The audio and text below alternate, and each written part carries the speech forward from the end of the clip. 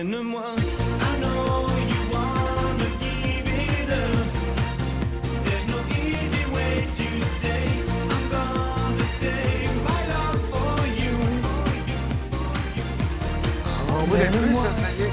Vous n'êtes plus avec les Doobie Free, toi. Non, ils m'ont renvoyé. Ah ouais. Oui. Il a été longtemps avec il était la doublure. Je portais les valises pendant les tournées. Oui, dans certaines boîtes de nuit, c'est lui qui chantait. Bon, on va commencer par le foot. Allons-y. Oui, par le foot. On va commencer par la Ligue 1, 15e journée, avec Nice qui est en tête, le PSG qui est juste derrière un point et Monaco qui est 3e. Voilà, c'est le podium. On va commencer avec le match du PSG hier soir qui enchaîne une 5e victoire consécutive. Regardez, ça a commencé, c'était face à Angers, c'est commencé par un hommage au Parc des Princes, comme dans l'ensemble des stades de France, un hommage à l'équipe brésilienne de Chapecoense, victime d'un crash aérien. Alors, côté résultat, Paris l'emporte 2-0, 12e match consécutif sans défaite. Thiago Silva a ouvert le score de la tête à la demi-heure de jeu. Premier but en Ligue 1 cette saison pour le capitaine parisien. En deuxième période, Edinson Cavani double la mise sur pénalty, son 100e but sous les couleurs de Paris. Angers est 10e et Paris est 2e, on l'a dit, derrière Nice. Nice qui se déplaçait à Guingamp. Et ça s'est bien passé pour les Aiglons en terre bretonne. But dès la 5e minute de Belanda. Cette superbe frappe enroulée sera le seul but de la rencontre. Guingamp est 7e.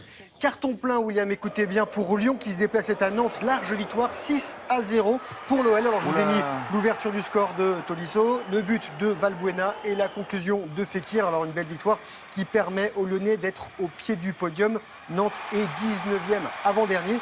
À noter un match nul entre Bastia et Bordeaux 1 partout et Saint-Etienne et Marseille 0-0.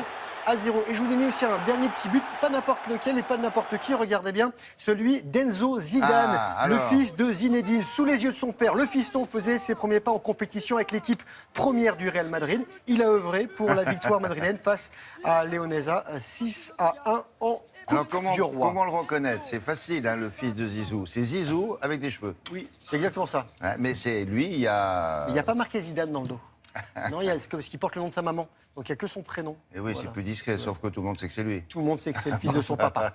Voilà.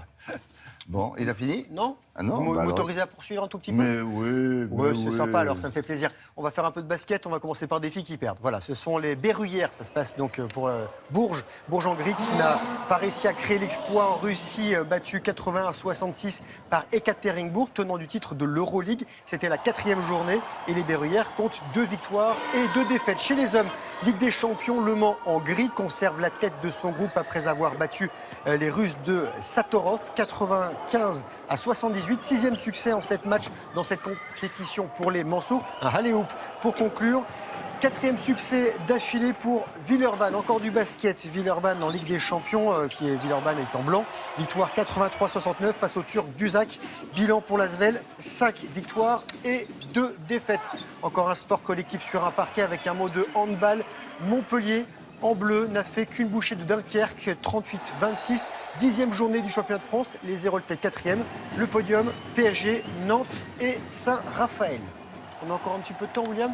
On a du temps avec du biathlon féminin. C'est un 15 km et il y a une Française sur le podium. Biathlon, vous savez, c'est ce sport, vous allez le voir, où on ne voit pas forcément les visages derrière la carabine. Ça se passe à Östersund, en Suède. Première épreuve individuelle de la Coupe du Monde. Alors je rappelle que les athlètes se lancent tour à tour toutes les 30 secondes. Il y a 2 séances de tir couché, 2 debout. Si vous loupez une cible, c'est 1 minute de pénalité. Et Anaïs Bescon a signé un 19 sur 20 au tir. Elle monte sur la 2e marche du podium à 15 secondes de l'Allemande Laura Delmayer, donc qui a gagné. À noter la belle 5e place de la Française Justine Brézard. Et pour terminer, des images, je vais dire exceptionnelles parce qu'elles sont prises au large de l'île des îles Kerguelen. On est au sud de l'océan Indien, au bout du monde, et les 2 premiers concurrents du Vendée Globe ont été filmés par un hélicoptère de la Marine nationale. C'est une première dans l'histoire des courses au large parce que d'habitude, on a soit des images du bord, des bateaux, soit ce qu'on appelle de la banque image. Là, c'est des images donc qui sont toutes fraîches, toutes belles de ces 2 bateaux. Ils passaient par là, les hélicos? Ils n'étaient pas très loin. Ils étaient en mission. Ils se sont